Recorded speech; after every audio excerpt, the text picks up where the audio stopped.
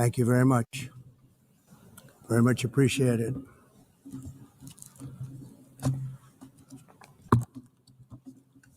And I don't mind making this speech without a teleprompter because the teleprompter is not working. I feel very happy to be up here with you nevertheless, and that way you speak more from the heart. I can only say that whoever's operating this teleprompter is in big trouble.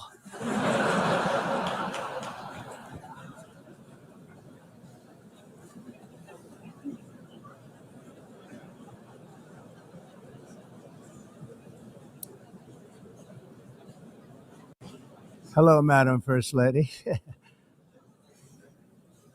Thank you very much for being here. And Madam President, Mr. Secretary General, First Lady of the United States, distinguished delegates, ambassadors, and world leaders. 6 years have passed since I last stood in this grand hall and addressed a world that was prosperous and at peace in my first term. Since that day, the guns of war have shattered the peace I forged on 2 continents. An era of calm and stability gave way to one of the great crises of our time. And here in the United States, 4 years of weakness, lawlessness, and radicalism under the last administration delivered our nation into a repeated set of disasters. 1 year ago, our country was in deep trouble, but today, just 8 months into my administration, we are the hottest country anywhere in the world, and there is no other country even close. America is blessed with the strongest economy, the strongest borders, the strongest military, the strongest friendships, and the strongest spirit of any nation on the face of the earth. This is indeed the golden age of America. We are rapidly reversing the economic calamity we inherited from the previous administration, including ruinous price increases and record-setting inflation like we've never had before. Under my leadership, energy costs are down, gasoline prices are down, grocery prices are down, mortgage rates are down, and inflation has been defeated. The only thing that's up is the stock market, which just hit a record high. In fact, it hit a record high 48 times in the last short period of time. Growth is surging, manufacturing is booming.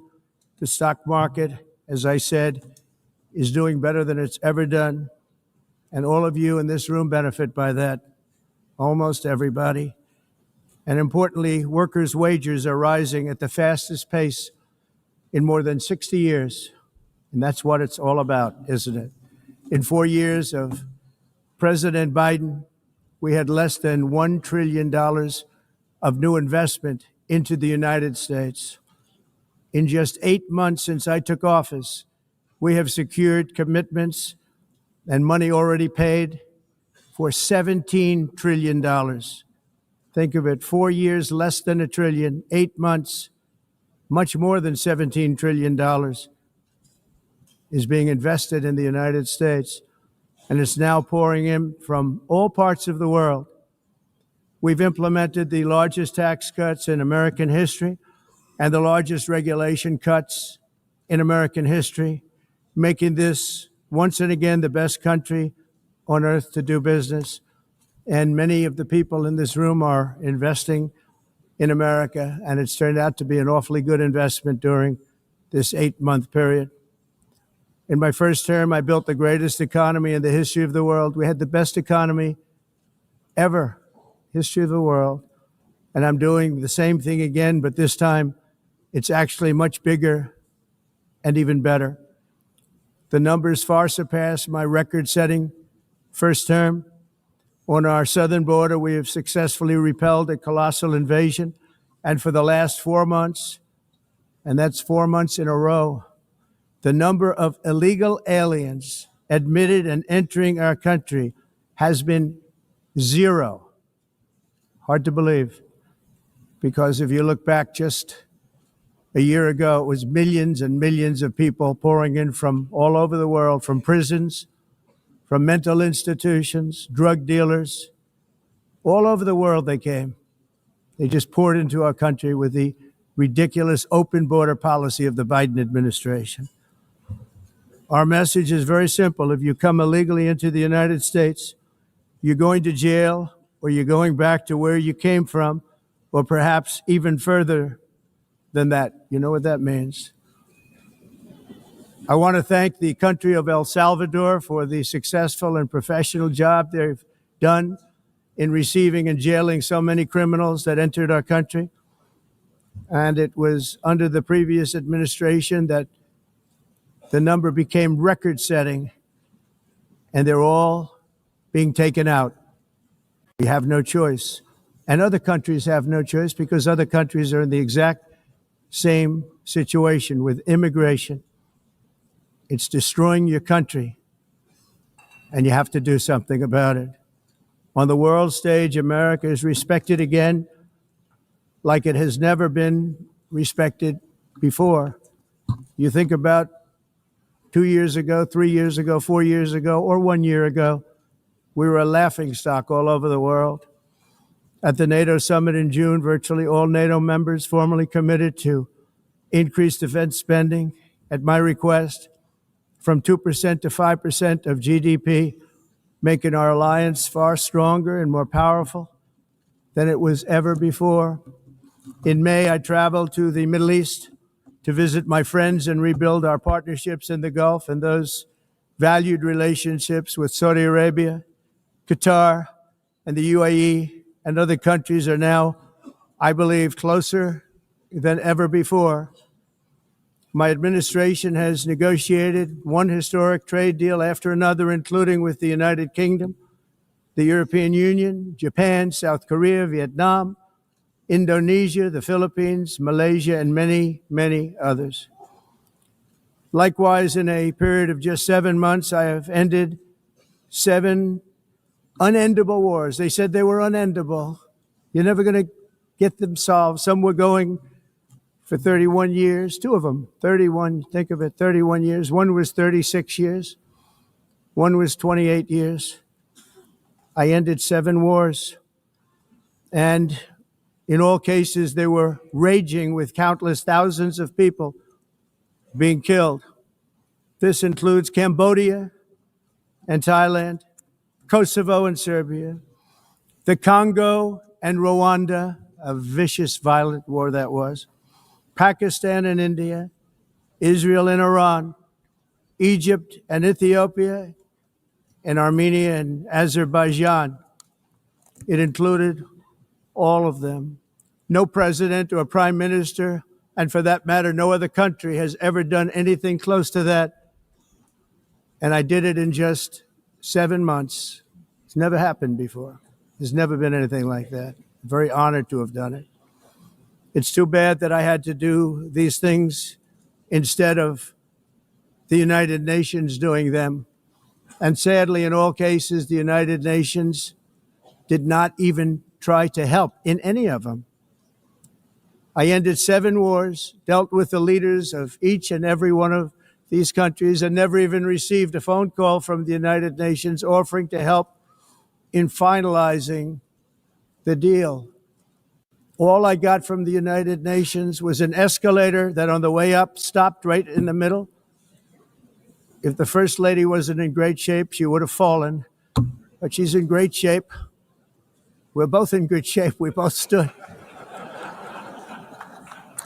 And then a teleprompter that didn't work.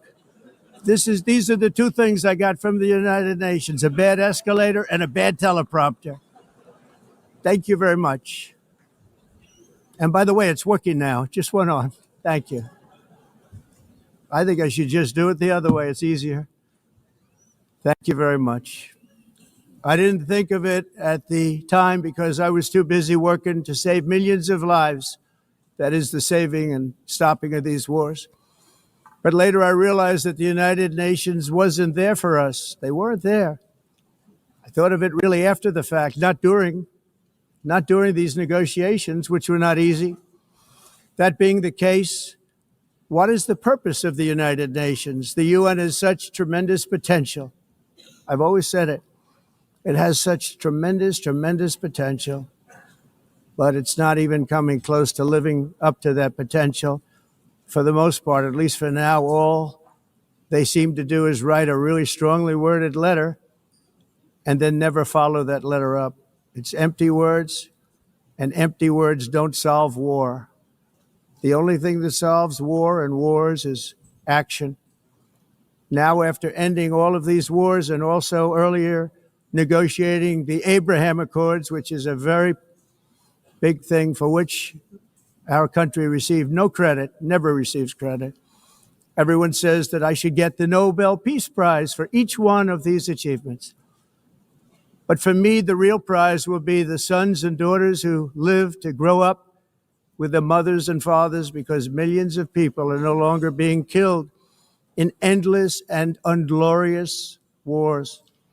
What I care about is not winning prizes, it's saving lives. We saved millions and millions of lives with the 7 wars. And we have others that we're working on, and you know that. Many years ago, a very successful real estate developer in New York, known as Donald J. Trump, I bid on the renovation and rebuilding of this very United Nations complex. I remember it so well.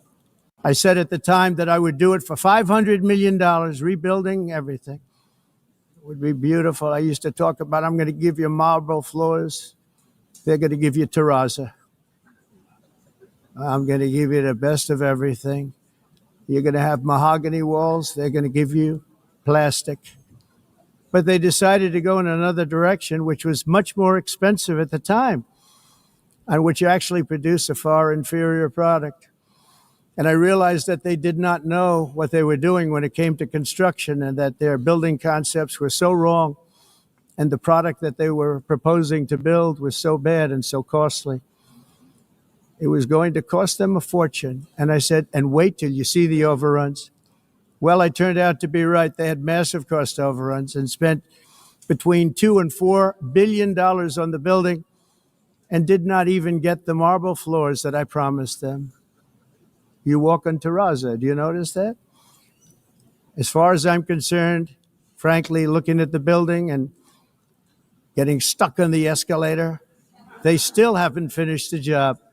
They still haven't finished. That was years ago.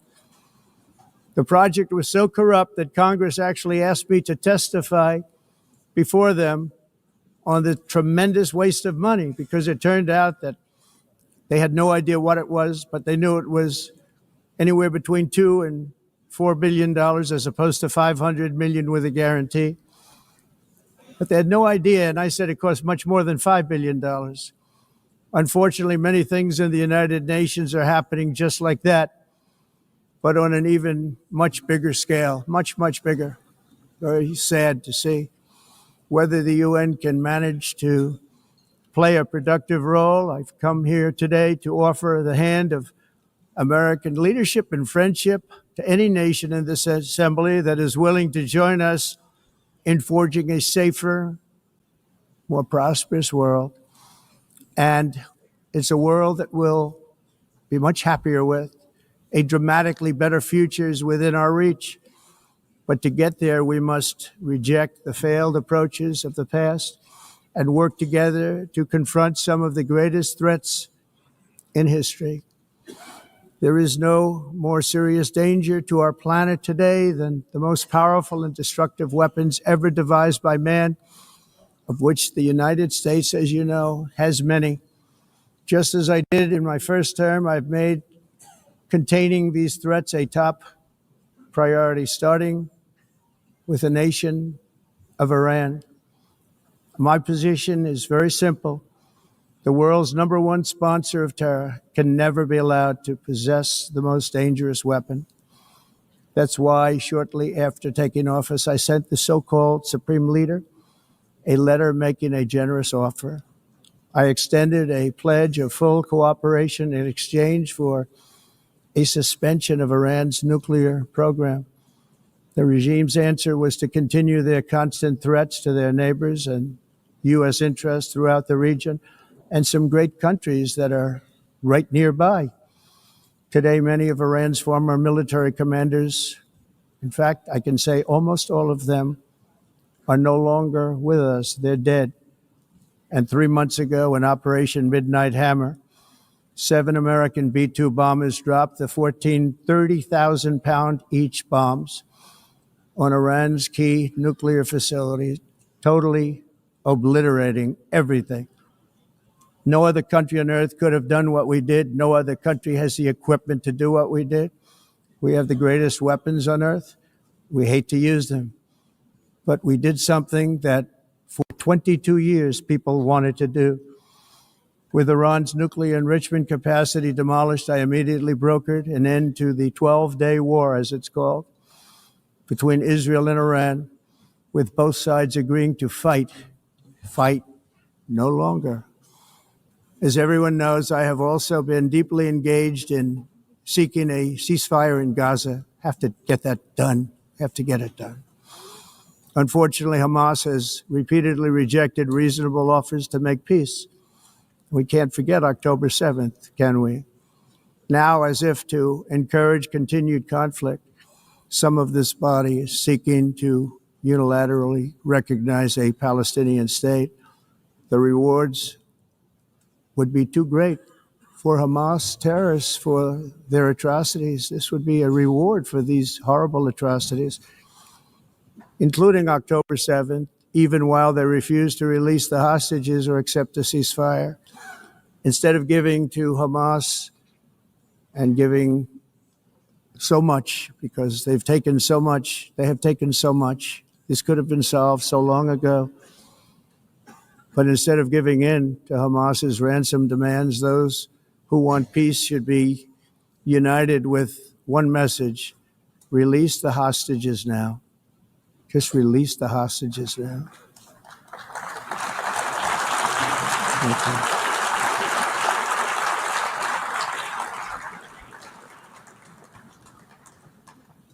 Thank you. As we have got to come together, and we will come together, got to get it done. We have to stop the war in Gaza immediately. We have to stop it. We have to get it done. We have to negotiate, immediately have to negotiate peace. We got to get the hostages back. We want all 20 back. We don't want 2 and 4. As you know, I got, along with Steve Witkoff and others that helped us, Marco Rubio, we got most of them back. We were involved in all of them. But I always said the last 20 are going to be the hardest, and that's exactly what happened. We have to get them back now. We don't want to get back 2, and then another 2, and then 1, and then 3. Have this process. No, we want them all back, and we want the actually 38 dead bodies back too. Those parents came to me, and they want them back, and they want them back very quickly and very badly, as though they were alive. They want them. They want them every bit as much as if their son or daughter were alive. I've also been working relentlessly, stopping the killing in Ukraine. I thought that would be, of the 7 wars that I stopped, I thought that would be the easiest because of my relationship with President Putin, which had always been a good one. I thought that was going to be the easiest one. But, you know, in war, you never know what's going to happen. There are always lots of surprises, both good and bad. Everyone thought Russia would win this war in 3 days, but it didn't work out that way. It was supposed to be just a quick little skirmish. It's not making Russia look good. It's making them look bad. No matter what happens from here on out, this was something that should have taken a matter of days, certainly less than a week. And they've been fighting for 3.5 years and killing anywhere from 5,000 to 7,000 young soldiers, mostly soldiers, on both sides, every single week, from 5,000 to 7,000 dead young people, and some in cities, much smaller numbers, where rockets are shot, where drones are dropped. This war would never have started if I were president. This was a war that should have never happened. It shows you what leadership is, what bad leadership can do to a country. Look what happened to the United States, and look where we are right now in just a short period of time. The only question now is how many more lives will be needlessly lost on both sides. China and India are the primary funders of the ongoing war by continuing to purchase Russian oil. But inexcusably, even NATO countries have not cut off much Russian energy and Russian energy products, which, as you know, I found out about 2 weeks ago, and I wasn't happy. Think of it. They're funding the war against themselves. Who the hell ever heard of that one?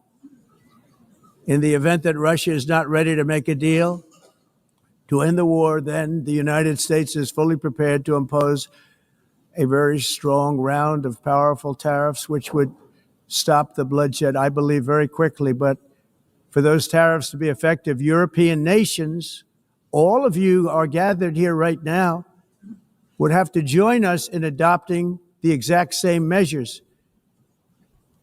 I mean, you're much closer to this. We have an ocean in between. You're right there.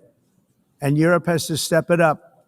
They can't be doing what they're doing. They're buying oil and gas from Russia while they're fighting Russia. It's embarrassing to them. And it was very embarrassing to them when I found out about it, I can tell you that. They have to immediately cease all energy purchases from Russia. Otherwise, we're all wasting a lot of time. So I'm ready to discuss this. We're going to discuss it today with the European nations, all gathered here. I'm sure they're thrilled to hear me speak about it, but that's the way it is. I like to speak my mind and speak the truth. As we seek to reduce the threat of dangerous weapons today, I'm also calling on every nation to join us in ending the development of biological weapons once and for all.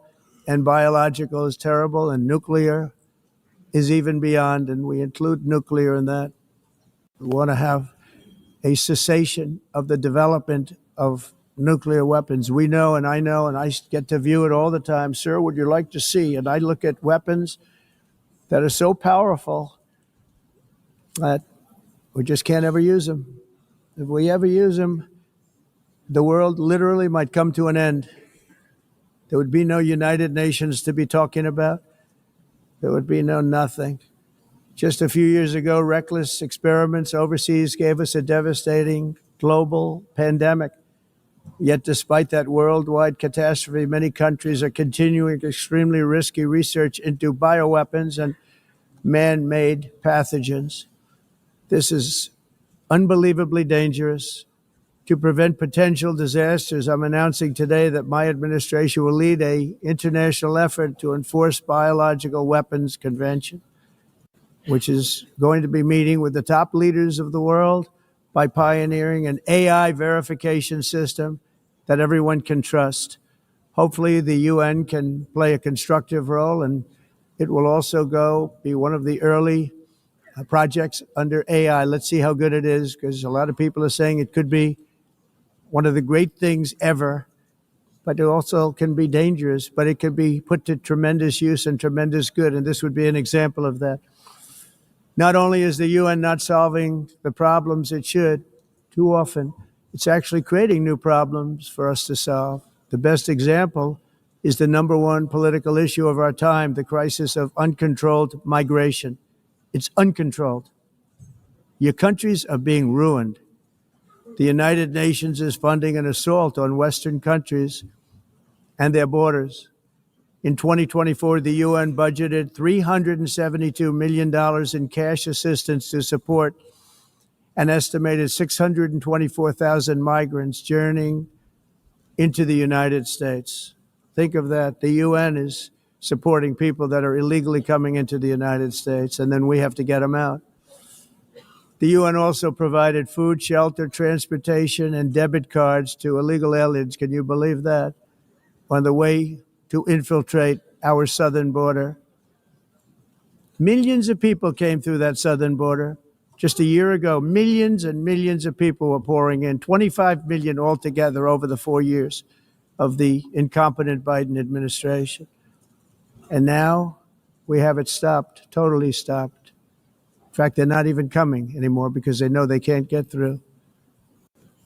But what took place is totally unacceptable. The UN is supposed to stop invasions, not create them and not finance them. In the United States, we reject the idea that mass numbers of people from foreign lands can be permitted to travel halfway around the world, trample our borders, violate our sovereignty, cause unmitigated crime, and deplete our social safety net. We have reasserted that America belongs to the American people, and I encourage all countries to take their own stand in defense of their citizens as well. You have to do that because I see it. I'm not mentioning names. I see it, and I can call every single one of them out. You're destroying your countries. They're being destroyed.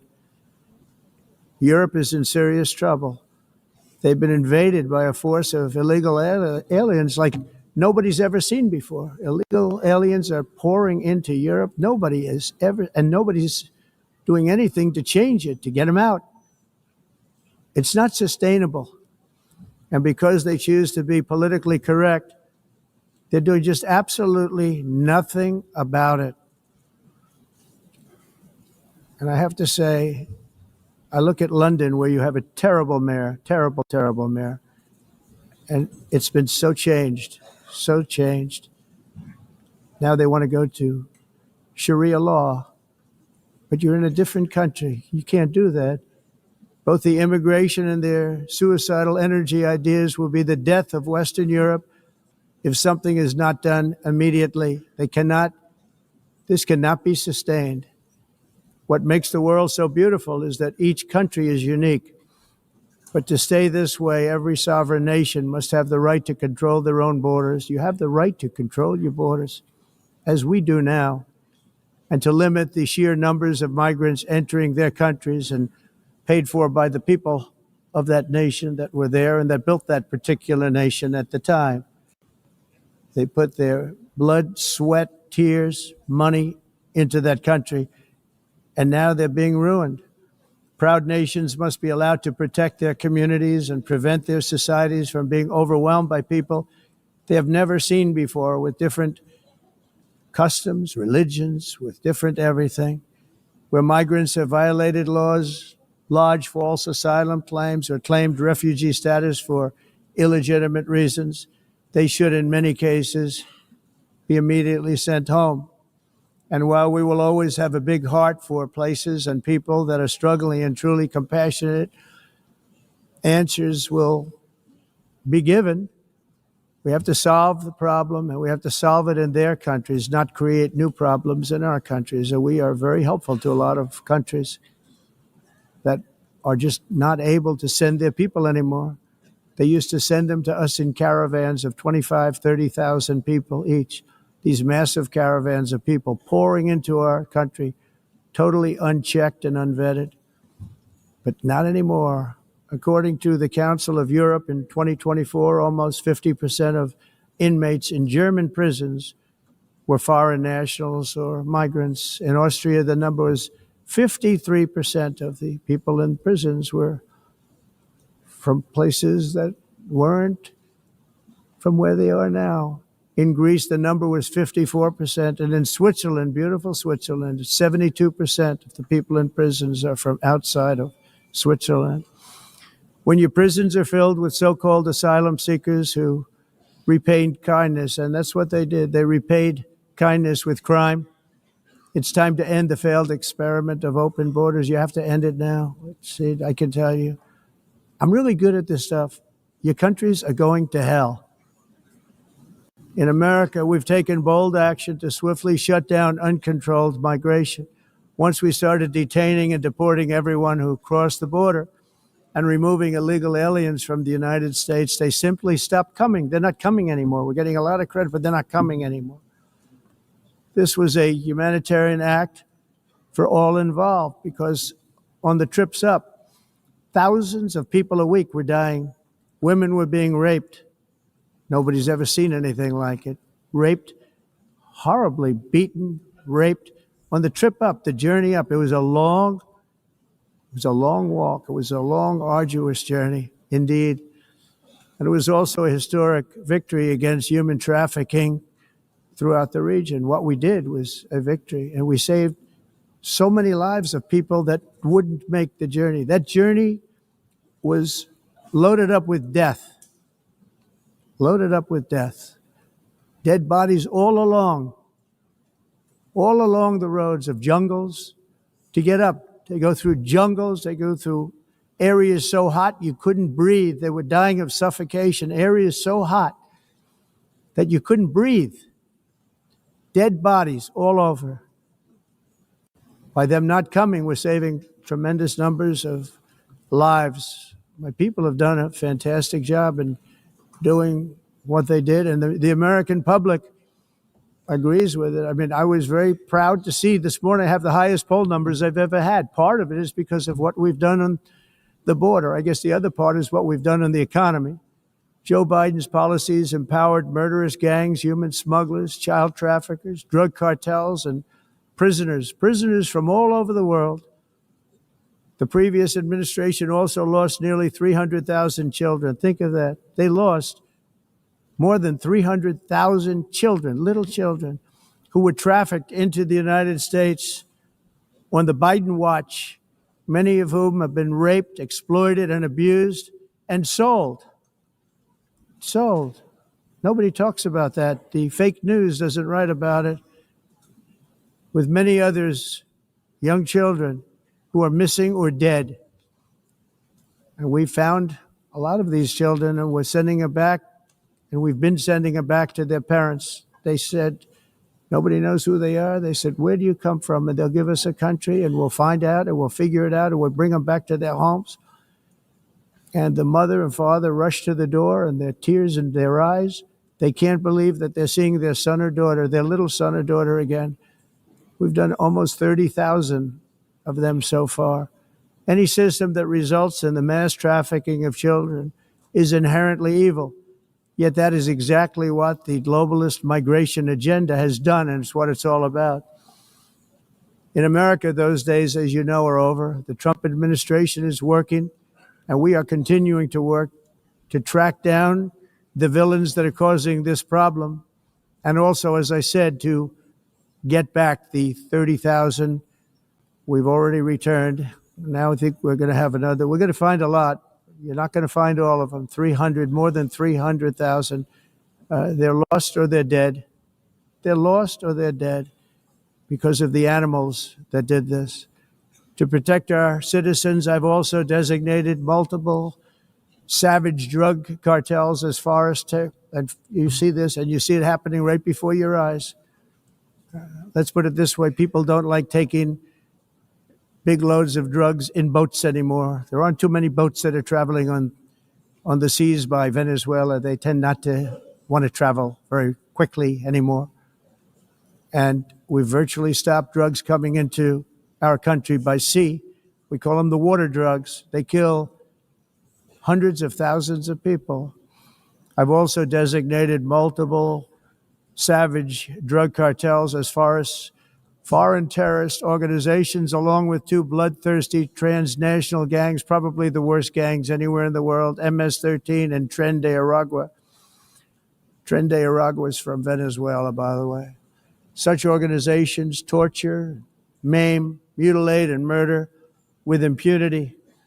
They're the enemies of all humanity. For this reason, we've recently begun using the supreme power of the United States military to destroy Venezuelan terrorists and trafficking networks led by Nicolas Maduro. To every terrorist thug smuggling poisonous drugs into the United States of America, please be warned that we will blow you out of existence. That's what we're doing. We have no choice. Can't let it happen. They're destroying. I believe we lost 300,000 people last year to drugs, 300,000. Fentanyl and other drugs. Each boat that we sink carries drugs that would kill more than 25,000 Americans. We will not let that happen. Energy is another area where the United States is now thriving like never before. We're getting rid of the falsely named renewables. By the way, they're a joke. They don't work. They're too expensive. They're not strong enough to fire up the plants that you need to make your country great. The wind doesn't blow. Those big windmills are so pathetic and so bad, so expensive to operate. And they have to be rebuilt all the time. And they start to rust and rot most expensive energy ever conceived. And it's actually energy. You're supposed to make money with energy, not lose money. You lose money, the governments have to subsidize. You can't put them out without massive subsidies.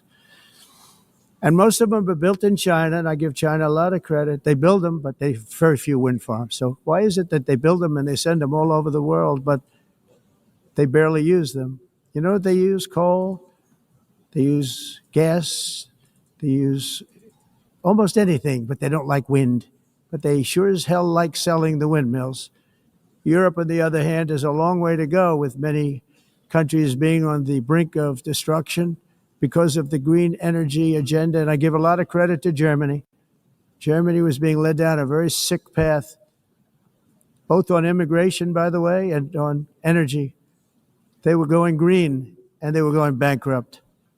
And the new leadership came in and they went back to where they were, with fossil fuel and with nuclear, which is good. It's now safe, and you can do it properly. But they went back to where they were, and they opened up a lot of different plants, energy producing plants, and they're doing well. I give Germany a lot of credit for that. They've said this is a disaster, what's happening. They were going all green. All green is all bankrupt. That's what it represents. And it's not politically correct. I'll be very badly criticized for saying it, but I'm here to tell the truth. I don't care. It doesn't matter to me. I'm in New York City. I'm feeling a lot safer. We're getting crime down. And by the way, speaking of crime, Washington, D.C. was the crime capital of America.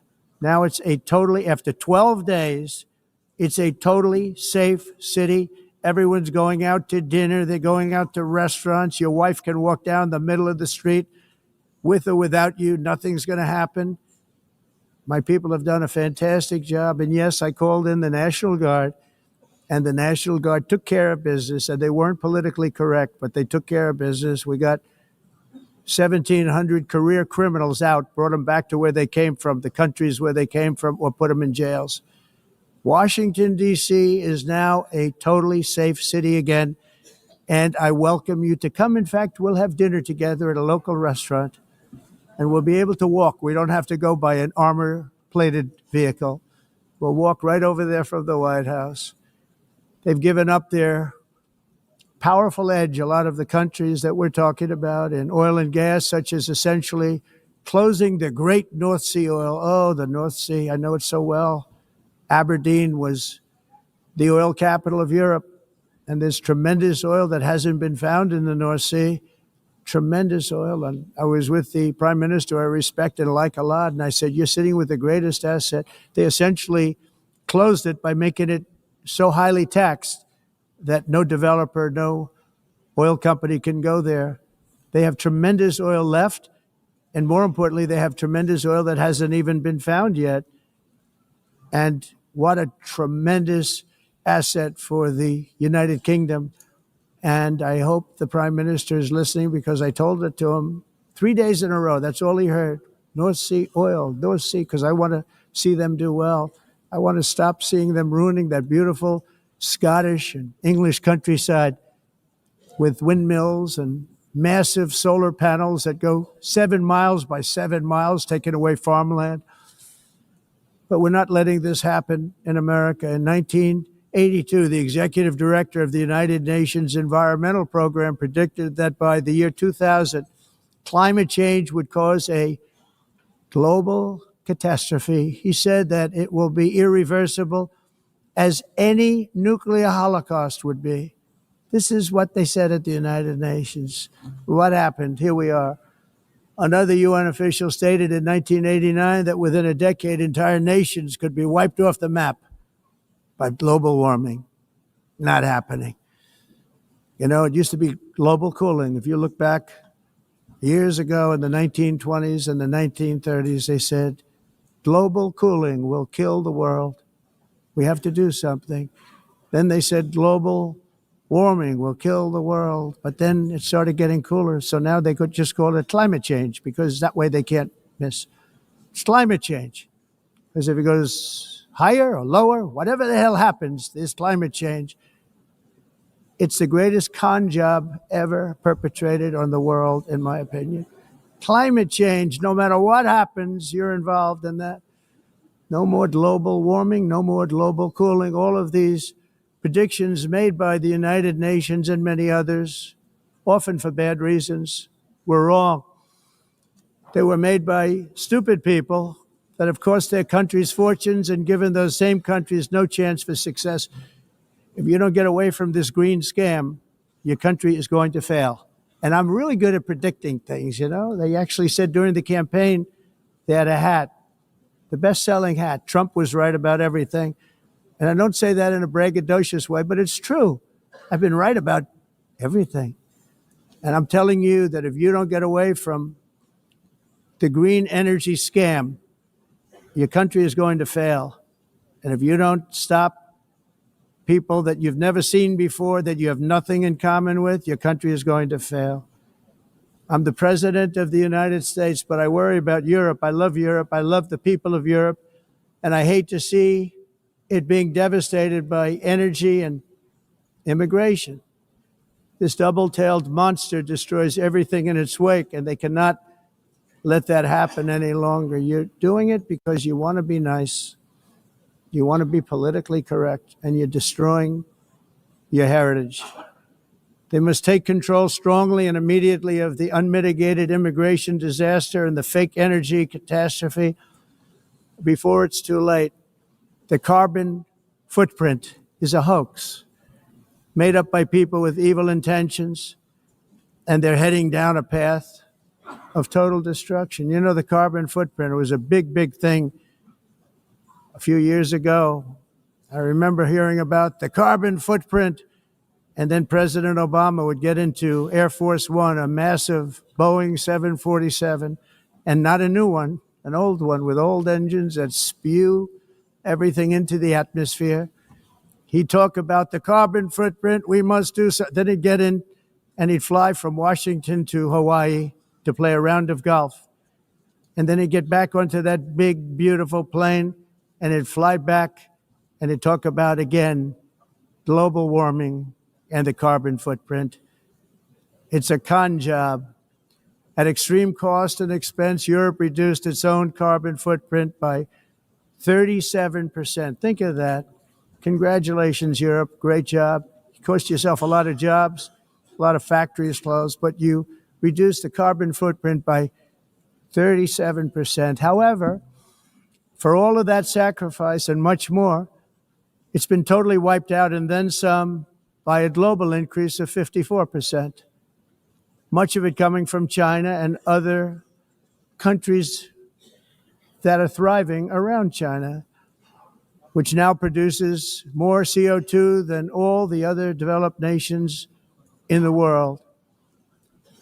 So all of these countries are working so hard on the carbon footprint, which is nonsense, by the way.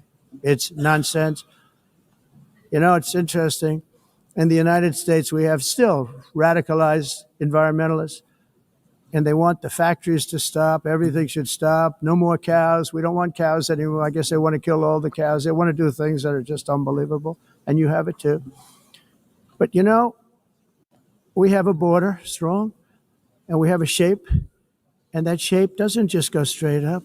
That shape is amorphous when it comes to the atmosphere. And if we had the most clean air, and I think we do, we have very clean air. We have the cleanest air we've had in many, many years. But the problem is that other countries, like China, which has air that's a little bit rough, it blows. And no matter what you're doing down here, the air up here tends to get very dirty because it comes in from other countries where their air isn't so clean.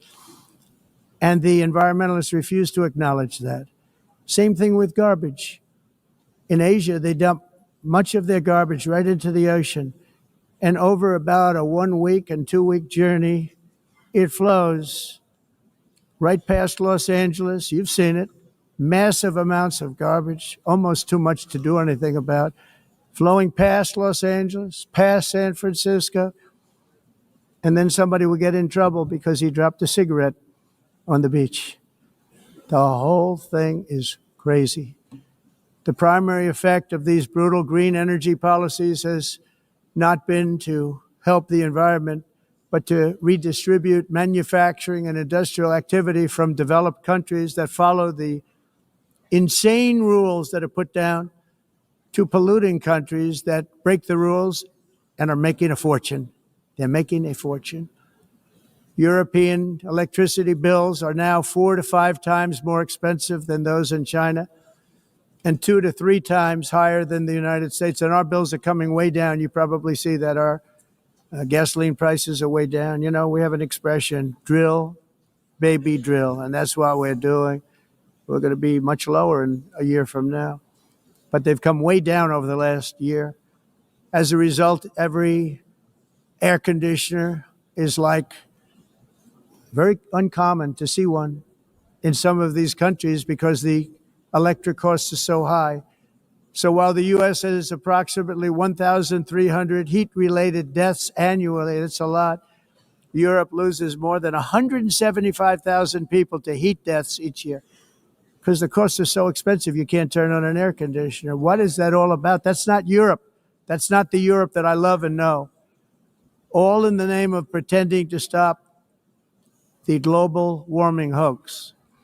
The entire globalist concept of asking successful industrialized nations to inflict pain on themselves and radically disrupt their entire societies must be rejected completely and totally, and it must be immediate. That's why in America I withdrew from the fake Paris Climate Accord, where, by the way, America was paying so much more than every country. Others weren't paying. China didn't have to pay until 2030.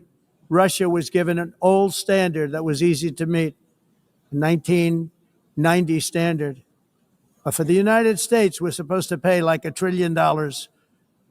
And I said, this is another scam. The fact is, the United States has been taken advantage of by the world for many, many years, but not any longer, as you probably noticed. I unleashed massive energy production and signed historic executive orders to hunt for oil, but we don't have to do much hunting because we have the most oil of any nation anywhere, oil and gas in the world. And if you add coal, we have the most of any nation in the world. Clean, I call it clean, beautiful coal. You can do things today with coal that you couldn't have done 10 years ago, 15 years. So I have a little standing order in the White House. Never use the word coal, only use the words clean, beautiful coal. Sounds much better, doesn't it? But we stand ready to provide any country with abundant, affordable energy supplies if you need them, when most of you do. We're proudly exporting energy all over the world. We're now the largest exporter. In the United States, we want trade and robust commerce with all nations, everybody. We want to help nations. We're going to help nations. But it must also be fair and reciprocal. The challenge with trade is much the same with climate. The countries that followed the rules, all their factories have been plundered. It's really sad to watch. They've been broken. They've been broken by countries that broke the rules. That's why the United States is now applying tariffs to other countries, and much as these tariffs were for many years applied to us, uncontrollably applied to us. We've used tariffs as a defense mechanism under the Trump administration, including my first term, where hundreds of billions of dollars in tariffs were taken in. And by the way, we had the lowest inflation, and now we have very low inflation. The only thing different is that we have hundreds of billions of dollars flowing into our country. But this is how we will ensure that the system works for everyone and is sustainable into the future. We're also using tariffs to defend our sovereignty and security throughout the world, including against nations that have taken advantage of former U.S. administrations for decades, including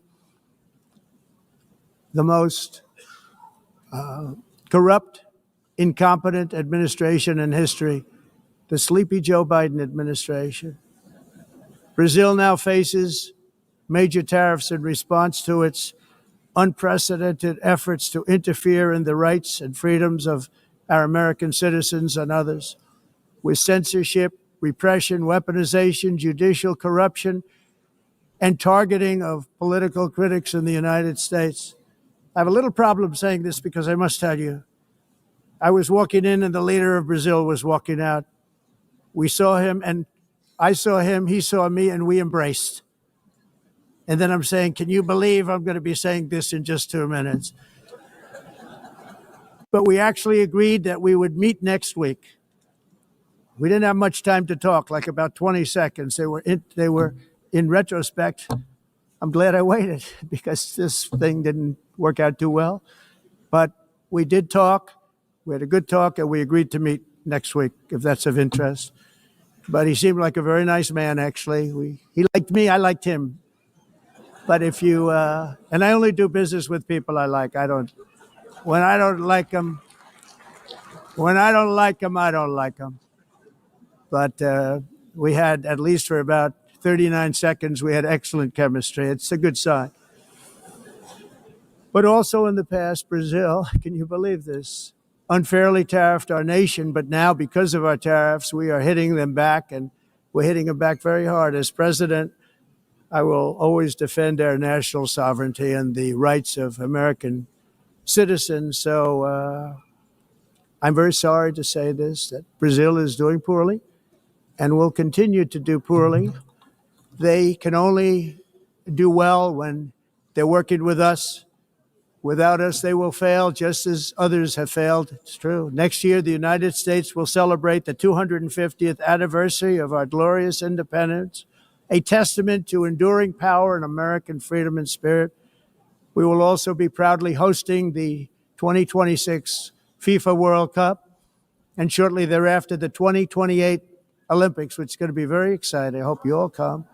I hope that countless people from all over the globe will take part of these will be great celebrations of liberty and human achievement, and that together we all can rejoice in the miracles of history that began in July 4th, 1776, when we founded the light to all nations. And it's something really that an amazing thing came out of that date. It's called the United States of America.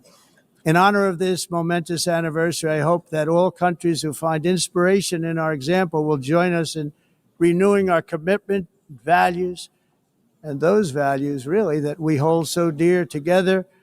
Let us defend free speech and free expression. Let us protect religious liberty, including for the most persecuted religion on the planet today. It's called Christianity. And let us safeguard our sovereignty and cherish qualities that have made each of our nations so special, incredible, and extraordinary. In closing, I just want to repeat that immigration and the high cost of so-called green renewable energy is destroying a large part of the free world and a large part of our planet. Countries that cherish freedom are fading fast because of their policies on these two subjects. You need strong borders and traditional energy sources if you are going to be great again. Whether you have come from north or south, east or west, near or far, every leader in this beautiful hall today represents a rich culture, a noble history, and a proud heritage that makes each nation majestic and unique, unlike anything else in human history or any other place on the face of the earth. From London to Lima, from Rome to Athens, from Paris to Seoul, from Cairo to Tokyo and Amsterdam to right here in New York City, we stand on the shoulders of the leaders and legends, generals and giants, heroes and titans who won and built our beloved nations, all of our nations, with their own courage, strength, spirit, and skill. Our ancestors climbed mountains, conquered oceans, crossed deserts, and trekked over wide open plains. They charged into thunderous battles, plunged into grave dangers, and they were soldiers and farmers and workers and warriors and explorers and patriots. They built towns into cities, tribes into kingdoms, ideas into industries, and small islands into mighty empires. You're a part of all of that. They were champions for their people who never gave up and who never, ever gave in. Their values defined our national identities. Their visions forged our magnificent destiny. Everybody in this room is a part of it in your own way. Each of us inherits the deeds and the myths the triumphs, the legacies of our own heroes and founders who so bravely showed us the way. Our ancestors gave everything for homelands that they defended with pride, with sweat, with blood, with life, and with death. Now the righteous task of protecting the nations that they built belongs to each and every one of us. So together, let us uphold our sacred duty to our people and to our citizens. Let us protect their borders, ensure their safety, preserve their cultures, treasure, and traditions, and fight, fight, fight for their precious dreams and their cherished freedoms. And in friendship and really a beautiful vision, let us all work together to build a bright, beautiful planet, a planet that we all share, a planet of peace and a world that is richer, better, and more beautiful than ever before. That can happen. It will happen. It will happen, and I hope it can happen and start right now, right at this moment. We'll turn it around. We're going to make our countries better, safer, more beautiful. We're going to take care of our people. Thank you very much. It's been an honor. God bless the nations of the world. Thank you very much. Bye.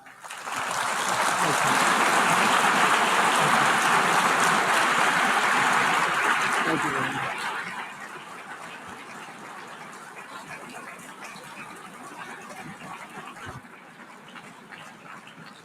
On behalf of the Assembly, I wish to thank the President of the United States,